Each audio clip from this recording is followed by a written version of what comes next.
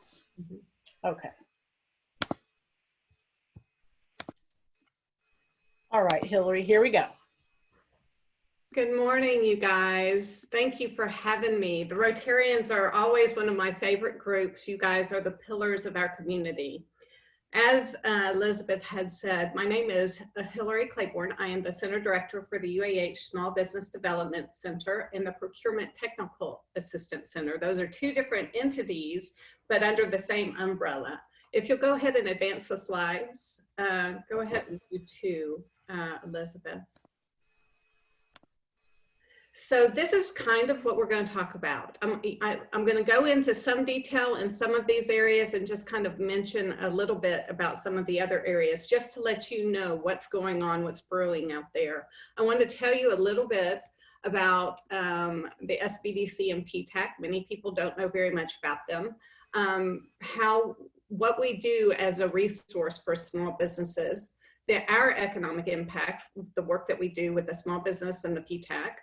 Kind of outline the general idea of the journey of the entrepreneur. I'm sure that we have a few of you on the line right now who have started small businesses. Many of you, though, however, have worked for small businesses, and the small business is the lifeblood of our economy. I do want to then highlight what some of the PTAC services are, what in the heck CMMC is, talk about Bid Match and our matchmaker. Go ahead, Elizabeth. So this is the mission statement and vision statement. But I do want to share with you that the SBD is the largest, most comprehensive network across the nation supporting small businesses and the entrepreneurial ecosystem by providing strategic business advising and training services to entrepreneurs starting and growing their businesses. Our center holds a national accreditation and is one of over 1,000 SBDC offices located throughout the nation, with 10 offices here in the state of Alabama.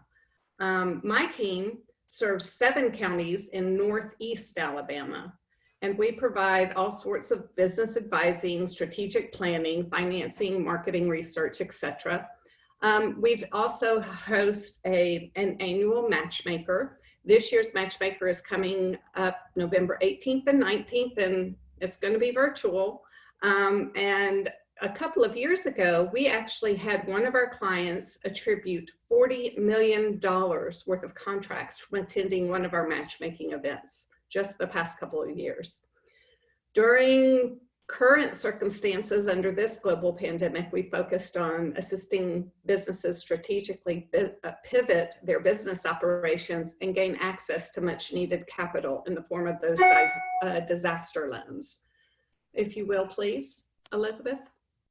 So these are the values of our SBDC network. I thought it was important to put these up so that you could see what our focus is and what we guide all of our business advisors to strive to achieve.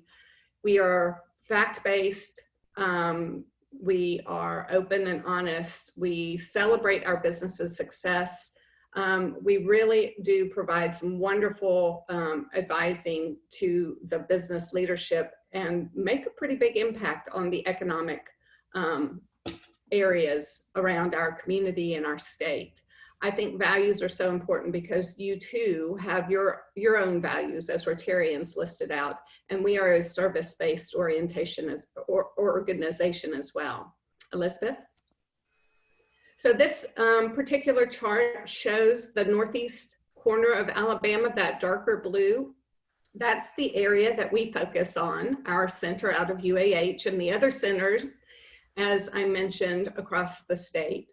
We operate in a collaborative partnership with the top tier universities across the nation. As I mentioned before, there's 1,000 centers across the nation, typically associated with one of the top tier universities in the community, sometimes with the economic development agencies, and sometimes with the Chamber of Commerce.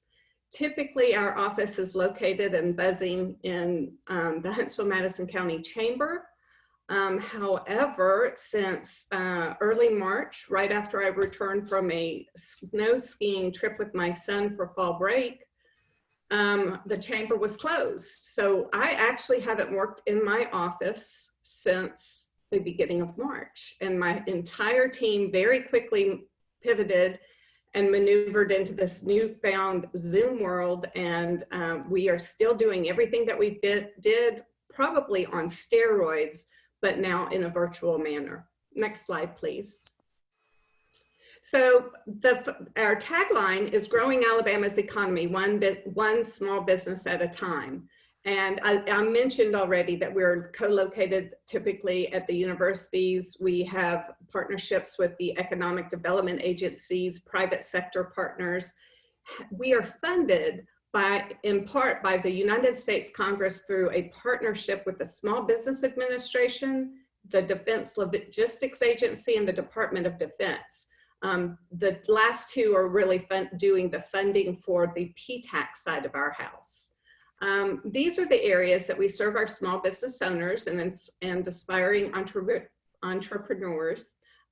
We offer free, no cost, face-to-face business consulting, at-cost professional development and training, business planning, strategic planning, access to capital, technology development, government certifications, set-asides, teaming and matchmaking, and international trade. We do a lot of different things. We don't pretend to have all the answers, and I certainly do not have all the answers on the government contracting side, but I have at my fingertips, in my opinion, and arguably the best PTAC in the nation with Mary Jane Fleming, some of you may know. Okay, Elizabeth.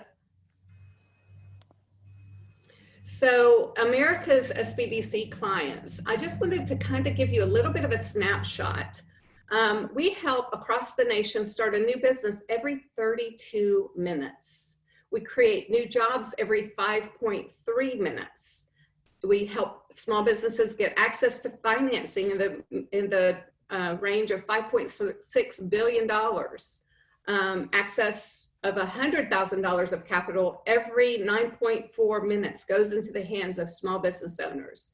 And we make about $100,000 in sales. Our small business clients make about $100,000 in sales on average every 8 minutes. Here's a little contrast. We have 18% average annual sales growth with our Small Business Development Center clients versus the national average of 5.6%. And then the job growth for our clients is typically around 17.7%, where the average across the nation is 1.5. So we make a pretty big impact. Next chart, please. This is just some additional, it's a little bit hard to read. I just wanted to provide you with some other numbers that might be of interest. So I'll let you take a look at those. I think Elizabeth will be sharing the slides to you after the presentation. Go ahead, next slide.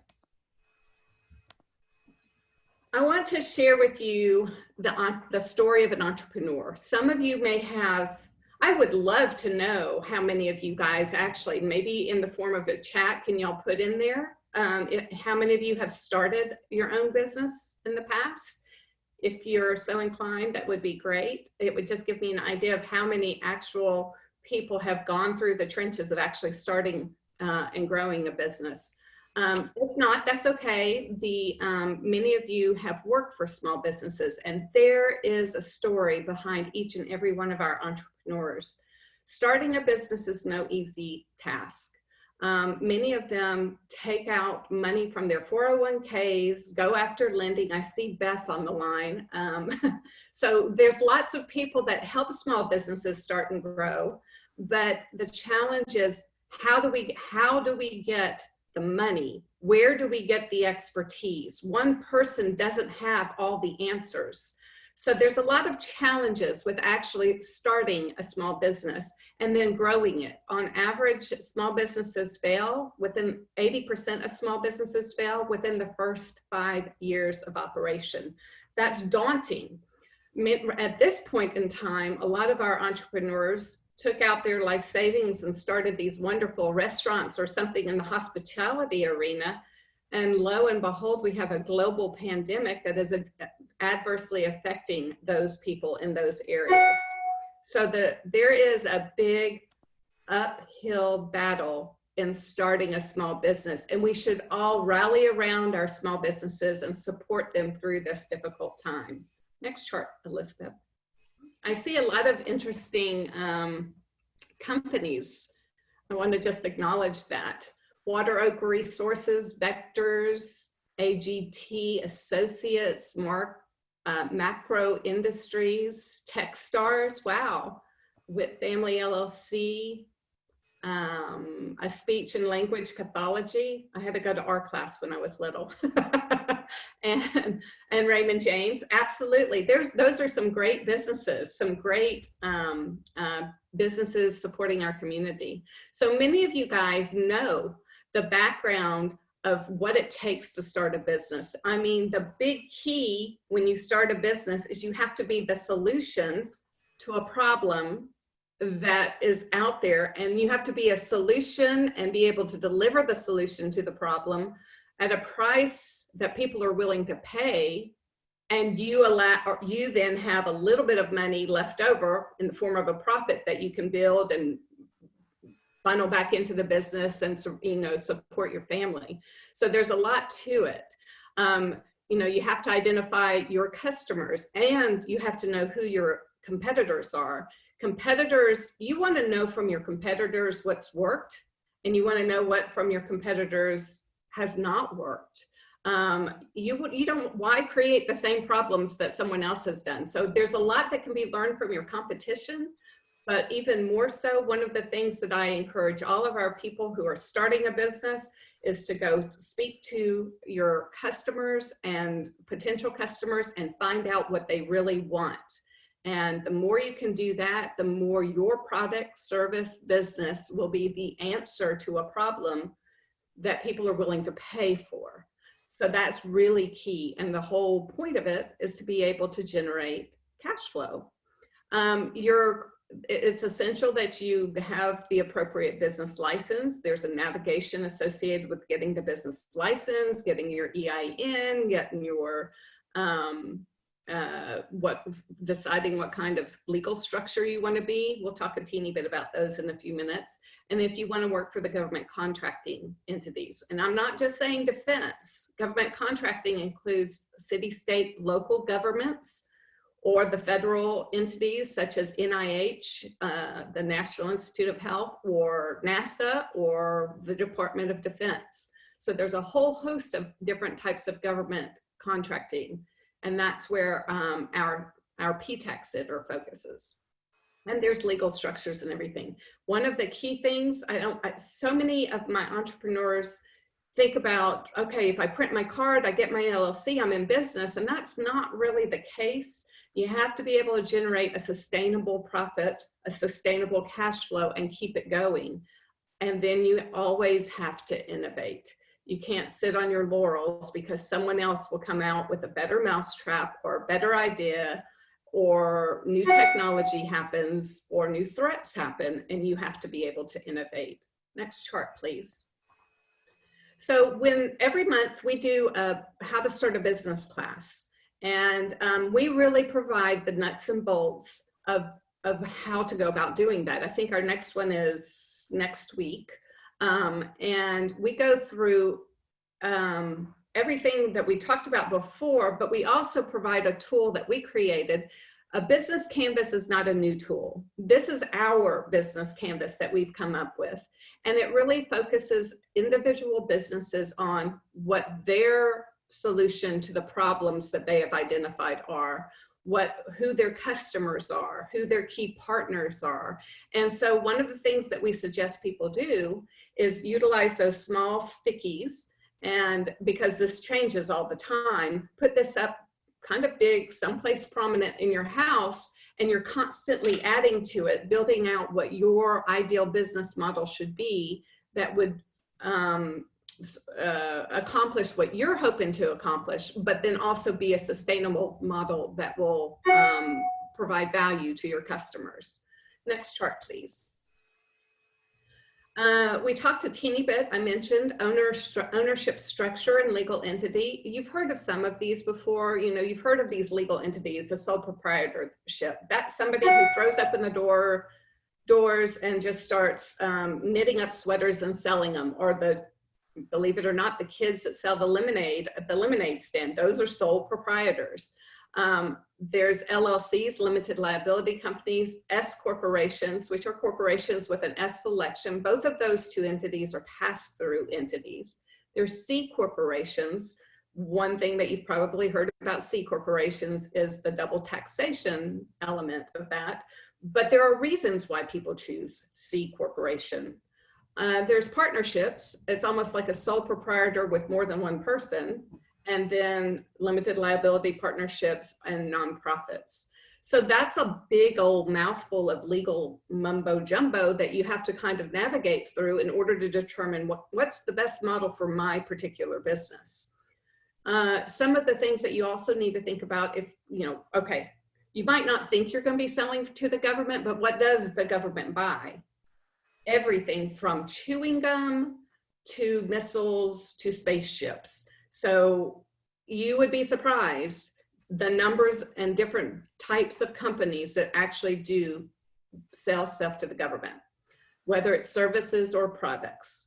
And some of the things that you need to think about that or advise people that you know is what kind of ownership structure should you have. The government has some incentives for government contracting in the form of telling the different government contracting, the government agencies, as well as the prime contractors, you need to have a certain percentage of small businesses or women-owned businesses or veteran-owned businesses. And there is benefit then for those people that can qualify for these certifications to go after these certifications such that they have a leg up for marketing. It makes them qualified for certain contracts or are eligible to go after certain contracts. So there's a lot of advantages with that. And so our office also assists small businesses in navigating that particular endeavor. Next chart, please.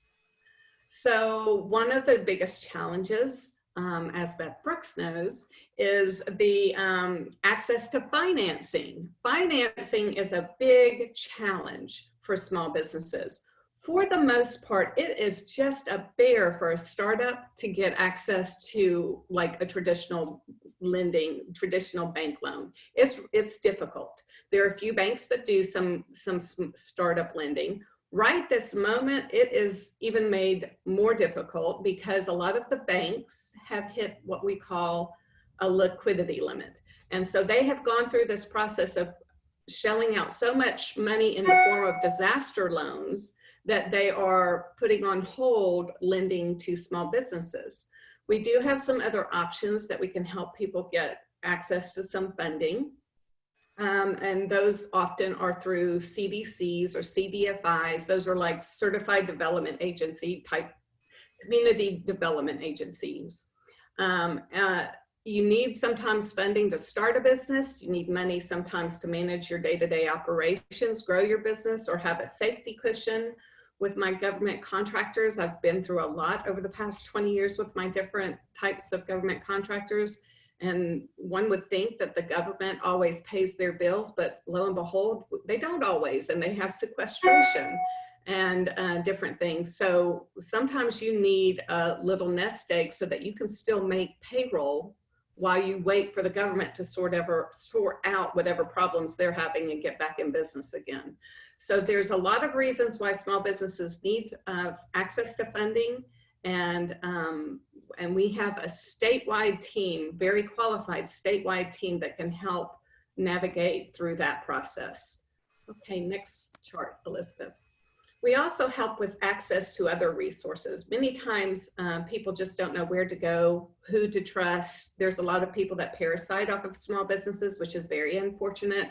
People who claim to be a great consultant in a particular arena and offer guidance, and the guidance isn't as sound as it should be. Our team, we have no agendas associated with any personal stuff, so we have access to the best bankers, the best attorneys, accountants, insurance companies, and of course we serve as business advisors and strategists for our small businesses. Next chart, Elizabeth. This is a snapshot of what the SBDC focuses on, and you can see the services down there in next to the bullets. We provide the training, technical assistant to small business owners and aspiring entrepreneurs. I have people coming to me with a picture on a napkin, and it might be an elaborate chart since we're here in Huntsville, Alabama, with all of the engineers associated with the space and government contracting. So we have some really brilliant people that can come up with some very complex business ideas or a simple business idea, and they might show up with it on a napkin, and we can take them through the process from inception of idea through the business planning, going after the funding, and then how to strategically pivot and grow, which is a key. Next chart, please. This is a snapshot of what the SBDC has done in the state of Alabama. Our data, it is 2019 because we really focus on culling through actual data. Just because someone says they're in business, we don't count that. They have to have made a sale, garnered a contract, do a couple of other things in order for us to be able to count them. But we do a lot of work across the state, as I said, with 10 centers across the state, and we help a lot of people retain or create new jobs, start new businesses, acquire government contracts, and then get access to capital. Next chart, please. Since March, gosh, it was right around the middle of March, the world shut down and we are working virtually. And what we had been doing, focusing on business starts and growth and government contracting, suddenly became a never-ending cycle of COVID pandemic, Alabama disaster loans, the PPP and the EIDL. You probably have heard of that. The CARES Act passed through the Congress, was for the Paycheck Protection Program. And the challenges with both of these programs is they went through several iterations, if you will, of how to deploy, of what the requirements are, the length of time, what kind of people are eligible to apply for. So this was a moving goalpost every day type endeavor. So I came back, this was absolutely hilarious. I went to, as I said, on my little ski trip with my son and his girlfriend. I came back, we were wearing masks on the plane, the slopes closed down 2 days before, or 2 days after we left. And I arrived home to a shutdown nation, and the phones did not stop ringing. The chamber started daily calls, and they were doing daily presentations. And I remember, I don't know if any of y'all were on the call that I'm going to reference, but Claire at the chamber was leading the charge, and the mayor's on there and all sorts of, and they took turns between the Madison mayor and Tommy, the Huntsville mayor, and they're doing all their presentations. And then there were a whole bunch of questions about these loans. And so I quietly typed in to Claire privately, I can field those questions if you need me to. And so she goes, let's privately type back, let me let the HR girl finish talking about what she's talking about, and then we'll put you on. Well, I was in a t-shirt, no bra, no makeup, butterfly clips everywhere. I mean, I was a hot mess. And so I ran upstairs with my laptop and I threw it down just so I could hear where they were in the presentation. And I tried to pull myself together, didn't have my glasses, so I didn't realize really what a mess I was. And I ran downstairs because they were finishing, and I threw my laptop down, and Claire put me on the big screen. And I scared myself. So I know I scared everyone else. So from now on, I know better than to ever turn on my camera or let anyone else turn on my camera until I'm actually kind of sort of ready to have myself on camera. So we are now in the world of yoga pants and dressed up from the waist up, right? But so I started in on these disaster loans. I was giving daily updates to the chamber and the mayors and everybody else. There were 187 people, and I was fielding all these questions. So I had to get really smart on these particular loans, and they were changing every day. But I wanted to give you a snapshot of exactly how much money came to the state of Alabama. And this is as of August, maybe mid-August. There have been 70,000 PPP loans made and 44,000 and growing EIDL loans. The PPP program, I think, ended, I want to say it was the end of July. It was August 8th, I think. There is still money available, but that program has ended. The EIDL program is still going on, but that went through several gyrations as well. There is no more advance money, which is that forgivable portion, but there's still money for EIDL loans. And that's a great program. There will be another something PPP-ish like program. It will probably not happen until after the election. And the small businesses desperately need this. To give you an idea of how important these particular programs have been, I was also on multiple calls with Downtown Inc. I think I saw that you have Chad coming to talk to you.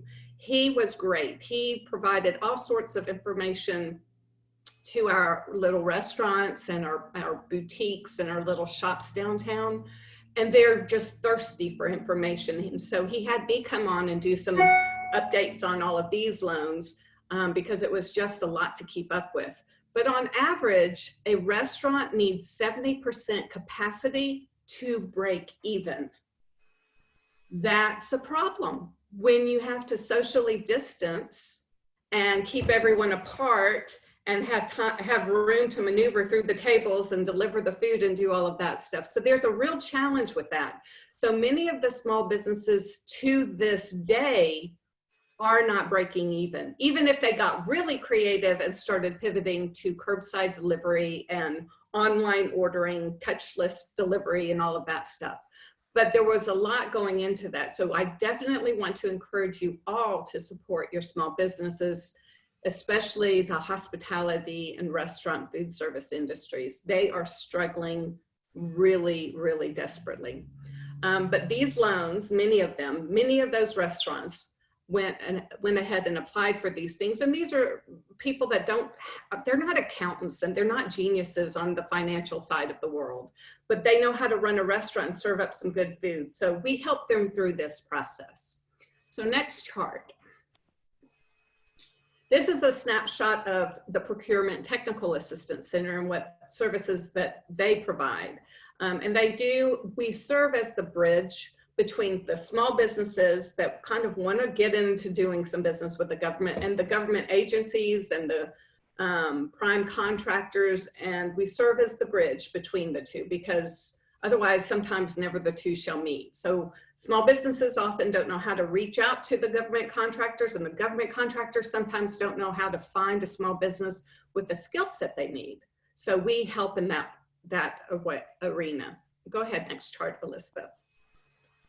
So during the past 3 years, the Alabama PTAC clients have won contracts in the order of $1.33 billion. That's not shabby. Next chart. So I wanted to give a teeny bit of a deeper dive into the procurement side of the house because so much of our economy, it used to be 80% of our local economy was dependent on federal dollars. It's changed a little bit. It's moving down to the 60% and below because we've diversified a little bit. But the PTAC was organized by Congress in 1985 to expand the number of businesses capable of participating in the government marketplace. So we really do focus on helping people gain the knowledge and the wherewithal to work with the government. Next chart, Elizabeth. Our services at the PTAC, they help with determining the suitability for a contract. We help with government certifications. There's different registration and something some of you have heard of CCR, it's now SAM. They have new databases that they're working with, but the business development, marketing, research, procurement histories. How do you find the people who are doing business in the arena that you're doing business? Next chart, please. Continuing on that, networking, identifying bid opportunities. In some cases, you may not even qualify to go after a particular contract depending on certain things. Preparing for a proposal, addressing contract performance issues, or how do you prepare for an audit? Next chart, please. So one of the new things that's on the horizon is this requirement by the government to have a cybersecurity maturity model certification. This has not happened yet, it's in the works, but we are in, it's a Department of Defense endeavor. They're trying to protect the industrial base from cybersecurity issues. And this is a much needed endeavor because there's a lot of small companies who have gone after and worked with the government, and then they have been the weak link of cyber criminals or hackers hacking in and accessing some of our most sensitive national security issues. So we have some real need in this particular area, and so this is going to be the answer for that, according to the government. And I have several complex slides. I'm not going to go into great detail on them, but I do want to share the general concept with you. Go ahead and next chart, please. So there's going to be proposed individual credentials where you have people who are the assessors, people that are certified to be instructors, and there are people that are certified to be the auditors. Next chart, different types of people that will be involved, and they're defining the roles of those people. And then there's going to be a required or proposed organizational accreditations. And they're different. There's going to be a certified third party, licensed training, licensed partner, publisher. Go ahead, next chart. And there are 5 levels for the CMMC certification. Why is this so important? Well, starting in November, just next month, it will probably be one of the first government contracts comes out that will require a certain level of certification. These are the levels. And so in order to even bid on the proposal, you have to meet a certain certification. You will not be, even as a small business, you will not be not included in this. You will have to have some kind of certification. In November will be one of the first contracts where it includes some kind of guidelines with this. Over the next year, 2021, there's estimated to be 15 contracts, major contracts that will come out, and all of the work that are associated with those large contracts are going to have a certification level of some sort. It will become a go, no go on whether or not you can bid on the proposal. Go ahead and next chart. Shifting gears completely away from that, bid match is something else our PTAC office does. And bid match is something that allows some of our small businesses who otherwise would not know of an opportunity, a government contracting opportunity that they may qualify for. It's a way that we can match up what the small business has by NAICS code. I don't know if you've heard of what a NAICS code and all of that stuff, key words and everything, with what the government contractor and what the prime contractors may have a need for. And so we have the system that we can put the small businesses in, and you participate with that process and update it on a regular basis and receive regular emails, automated emails that tells you when an opportunity becomes available. Makes searching through all of the other types of databases much easier to do. Some of the small businesses don't have the money to invest in some of those large systems that do some of this for you, but this one may find some things that even those large ones don't. As I mentioned, we are funded in part by the Department of Defense and the Defense Logistics Agency, so there's a great deal of effort to help our small businesses and government entities meet up where the need is appropriate. Next chart, please. So I think I mentioned our matchmaking event. This year we will be on our 12th year, our 12th annual Small Business Matchmaker event. Typically we do this at the Jackson Center. We were asked to participate in a very large contracting conference done by a national organization, and we were asked to do it at the VBCC in this month, in just a week or so. But because of the pandemic, it does not look like many of our government entities and primes can attend in person. So we have pivoted, and we are shifting the matchmaker portion of that to a virtual matchmaker. So this is kind of an interesting endeavor. We haven't done it before. We'll see how it goes. There are people all across the nation doing this, so it can be done. There has never been a greater need to allow for a platform for small businesses and government entities and primes to meet up and chat. I just last month spoke to the HAMA group. It's a local networking organization for business developers in the aerospace industry. And in talking to those people, one of the biggest frustrations they have is, well, the people who are the incumbents have access to the primes, but all of these other people don't have access to the primes. And it's hard to actually find the appropriate communication tools because everyone's working virtually at home, like you and I are. And so it's really hard to track down the people that you would otherwise be networking with at the chamber events, at the small business awards, or wherever you're at church even. So people are having a really hard time meeting up with the different people that they could have access to make the world keep on going in our government contracting world. And we are a prime location for that, as you all know. So next chart. So for clients, I've heard some of you guys do a little vocational mentoring and guidance. I do want to share with you that the Dean of the Business School has started a fabulous program called Madison CEO Program. And they're actually focusing on high school age students, which is really cool and interesting. And they need some mentors and some guidance and stuff like that. But these high school students, by the end of the program, will be starting a business. So that's going to be really interesting. But regardless of whether you're high school, and I've worked with a couple of high school age students, I've worked with several college age students, or you're working and advising your friends and colleagues who are fed up with working for whoever they're working for and they want to start their own business. These are the steps that somebody who would be a client would go through, and they would register for the business advising. They'd leverage the technical training and events that we have. One-on-one, never costs anything, and we can chat via Zoom or telephone, and those are the websites and the emails if you have questions in those areas. Next chart. And then I think I am right on time as Miss Elizabeth dictated. If you have any questions, I am open to field a few. Again, I don't have all the answers, but I'll make up something.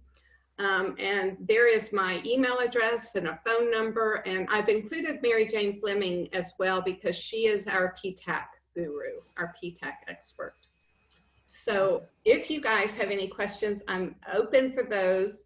If you want to get involved, we always have opportunities to, you can attend any of our training classes. We are doing them virtually, so you can learn some cool new stuff and share some of the vast amount of information and knowledge and wisdom that you have gained with people coming down the pike right behind you. We have some big, broad shoulders that we're standing on. So it's a great time to start a business. Hillary, thank you so much for this presentation. It's full of just a ton of excellent information. And I know how hard you all worked during the time of when the SBA EIDL loans and the PPP came out. You are absolutely right. There was a change every day, multiple changes every single day. I followed that very closely. And I found it interesting, your talk of literally working with people who have an idea on the back of a napkin. That's amazing. But I did have a question. If anyone was interested in being a mentor, should they contact you directly and you can point them in the right direction, or is there another contact for that? Well, absolutely. Probably the best, the email, the sbdc@uah.edu email is the general mailbox, and someone will pick up and put you in the right place. My email's up there, and I'm happy to field a few questions. I get really bogged down with my personal phone. I'm on the phone all day long. So I actually have to rely on my staff, some other people to answer most of the phones, but I'm ready and willing to field the questions. And if you're interested in mentoring and have some skill set, we do, I mean, there are lots of people that could use a sounding board and some guidance. Sure. All right. Thank you. So does anyone else have any other questions at this point? Elizabeth, there's a question in the chat box. Okay, let me, if it's all right, Hillary, I'm going to stop sharing so we can bring that up. Sure. Okay, so let's see. Let me bring. I think it's the flow down requirements for CMMC to small business subcontractors. Again, not everything is solidified in the CMMC. They're working on what requirements there will be. In some cases, you have to have the meet the requirements of what the prime contractor would be, but there are ways that the whole thing can be structured if you're not ever, you know, where your computer would meet with the other computers and all of that stuff, and keeping the cyber threat away. There's some other guidelines, and you might not actually have to be that level 5, for example, as a small business. For the most part, we've been told that most small businesses that do want to do business with the government, I'm talking even the air condition people, whatever services, you will probably at least want a level 1.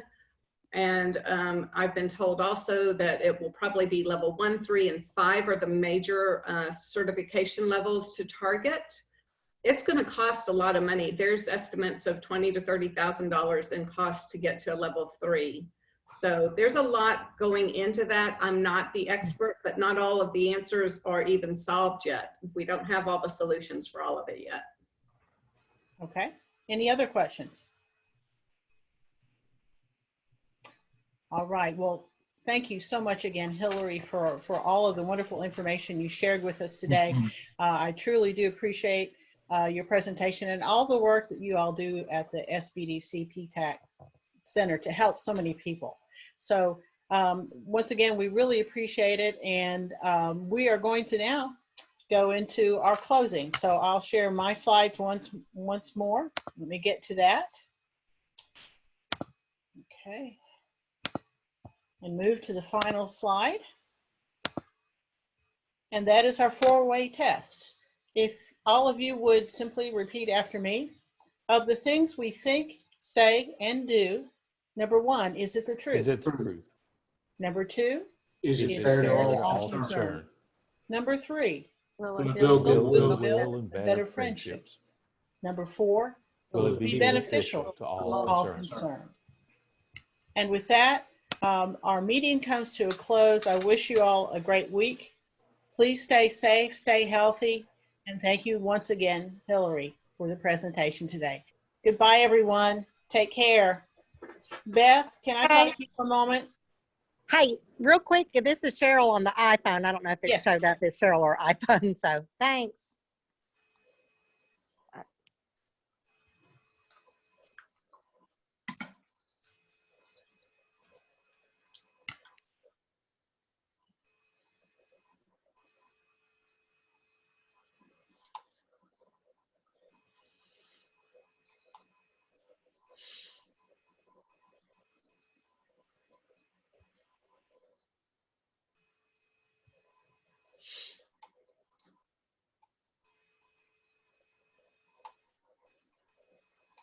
See you all later. Beth and I are going to have a real quick meeting.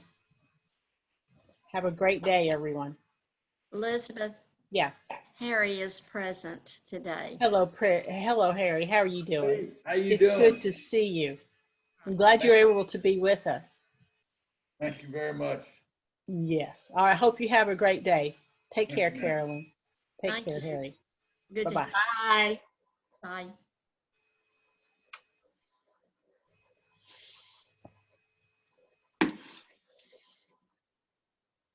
Beth, just real quick, I wanted to go over one thing. I don't know if Art has spoken to you, Art Hargrove, but he's still having difficulty with next week's programming.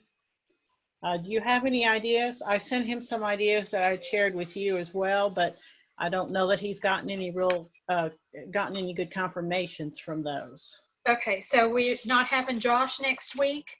But I'm sorry, I misspoke. Next week we're having Josh. What I Okay. meant to speak of was the 28th. Okay, so what we had, I think, tentatively looked at was Ghost Stories by Robert Reeves. Okay.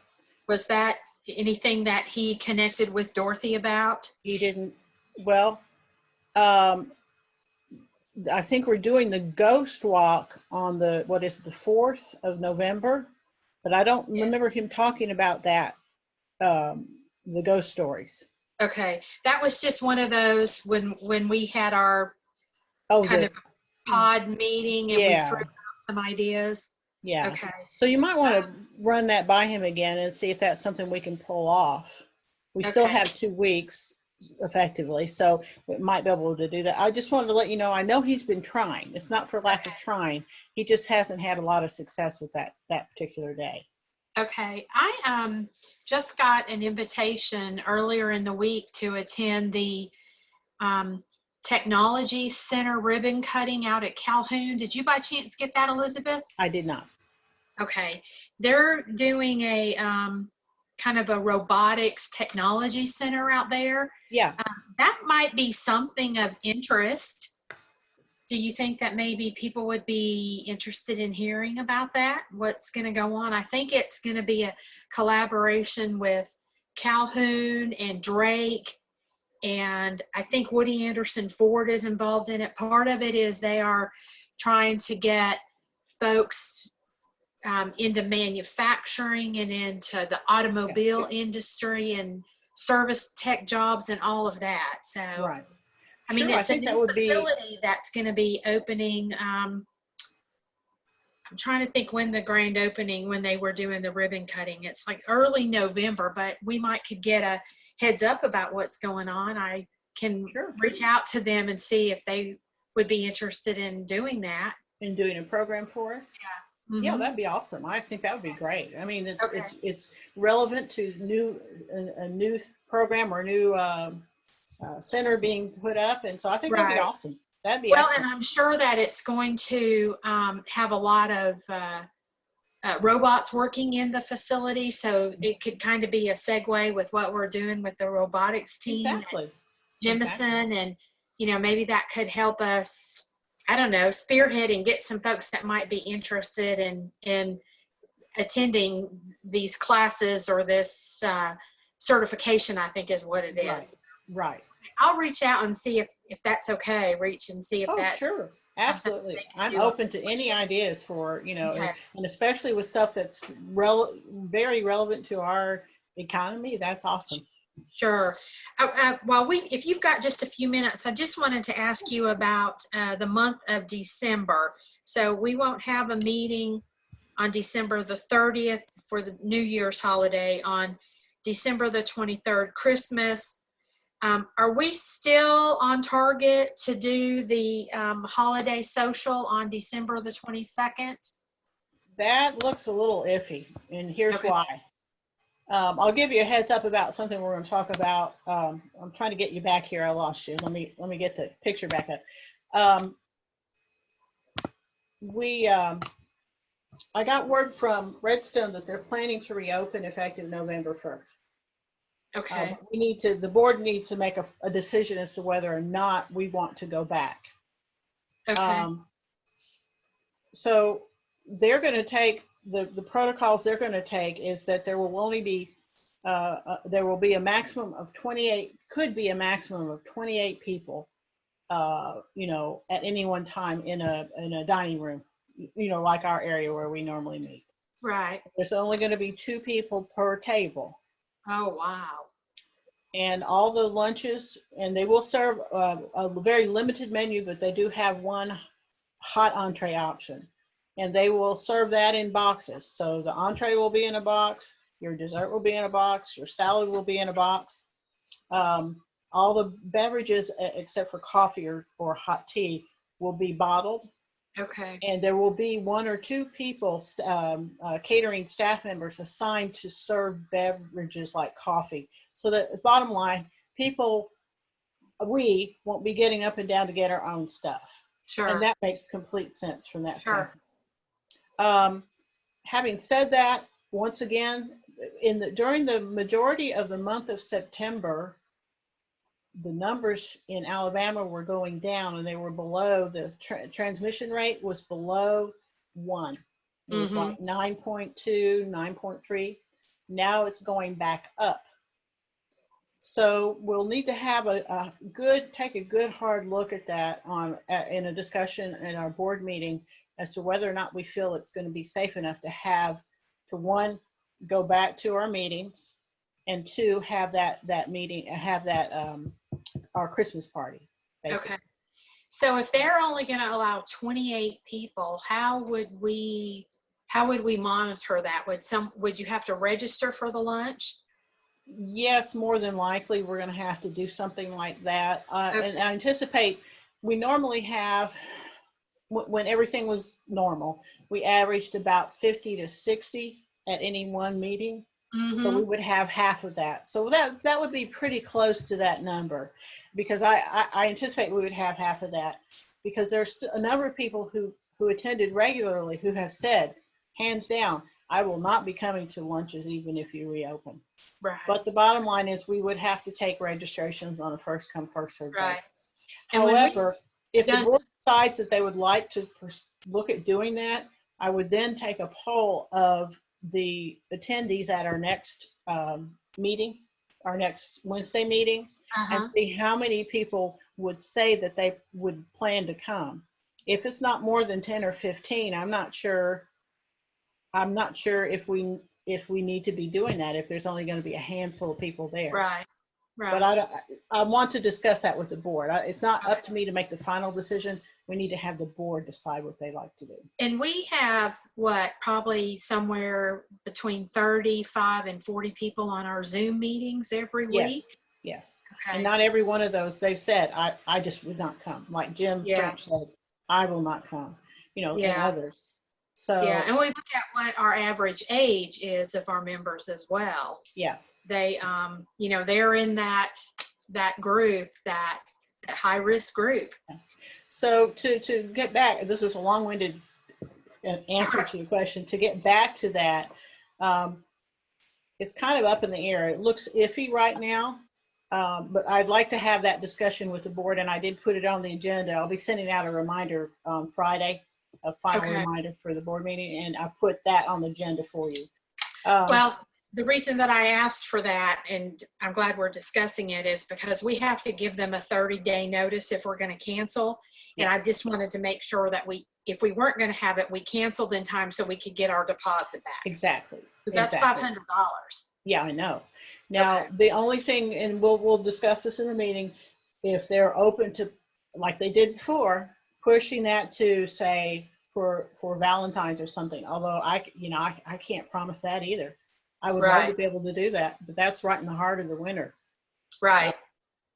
But if they'd be willing to float that forward, I'd be willing to just let them hold on to it with the full intent of having an event when we're able to. Right. But then the board, it's up to the board to decide if they really want to keep that money in the coffers for other things.